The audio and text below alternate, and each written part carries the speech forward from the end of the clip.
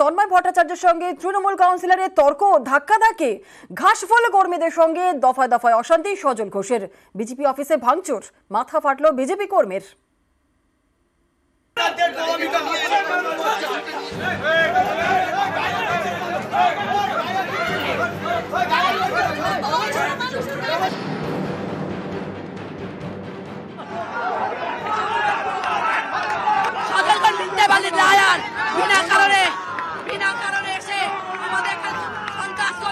চলে যাবো আমি, আমার থাকাটা আমার অধিকার। এরা ভোট লুটবে, আমি চলে যাবো।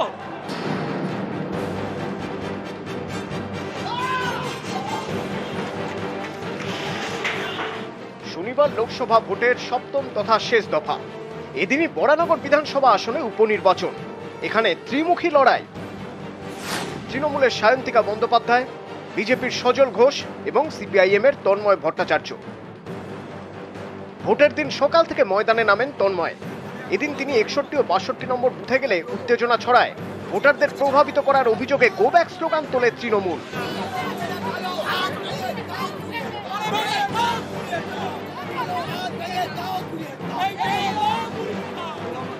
সেই সময় 14 নম্বর ওয়ার্ডের তৃণমূল কাউন্সিলর শান্তনু মজুমদারের সঙ্গে তর্কে জড়ান সিপিআইএম প্রার্থী। বচসা থেকে ধাক্কাধাক্কি, ধস্তাধস্তি।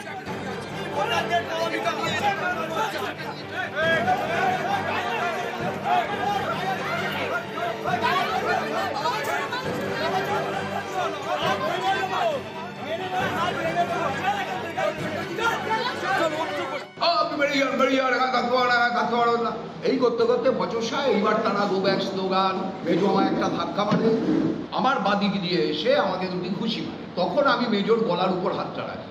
বর্ষিয়ান সিপিএম নেতা তন্ময় ভট্টাচার্য তিনি গিয়ে গায়ে হাত তুলছেন তৃণমূল কংগ্রেসের নেতার ওপরে, সাধারণ কর্মীর ওপরে। এটা ভাবা যায় না।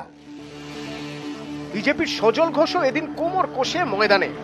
সকালের দিকে 102 নম্বর বুথে ভুয়ো ভোটার ধরেন বলে দাবি করেন পদ্ম প্রার্থী।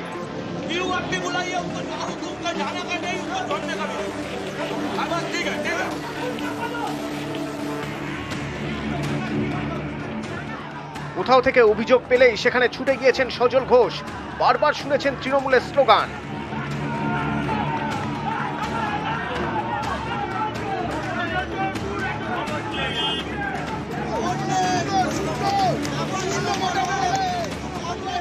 পঁচাত্তর নম্বর বুথে ভুয়ো ভোটের খবর পেয়ে সেখানে যান সজল ঘোষ। তখন সজল ঘোষকে ঘিরে বিক্ষোভ দেখাতে শুরু করেন তৃণমূলের কর্মী সমর্থকরা।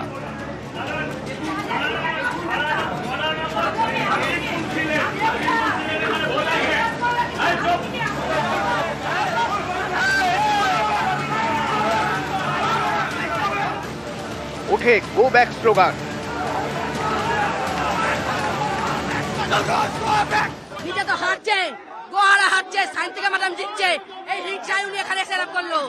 এইভাবে ভোট হচ্ছে, ওইসব লোকজন দেখি আমার কোনো কাজ হবে না। রক্ত দিয়ে দেবো, কিন্তু ভোট বুথ ছাড়বো না। ও যা পারে করে নি ওরা। দিক না স্লোগান, স্লোগান দিলে কি হবে? আমি ভয় পাবো নাকি?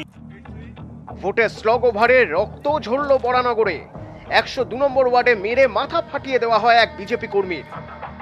আমি বরানগরের ছেলে, আমার ক্যান্ডিডেটকে ঘোরানোর দায়িত্ব আমার। আমি যদি দেখি এমন দল র্যাগিং করছে, এটা আমার ডিউটির মধ্যে পড়ে।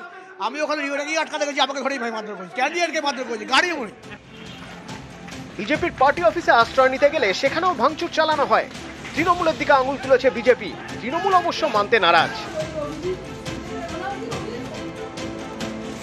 এভাবেই দিনভর সরগরম বরানগর। উপনির্বাচনেও উত্তেজনা।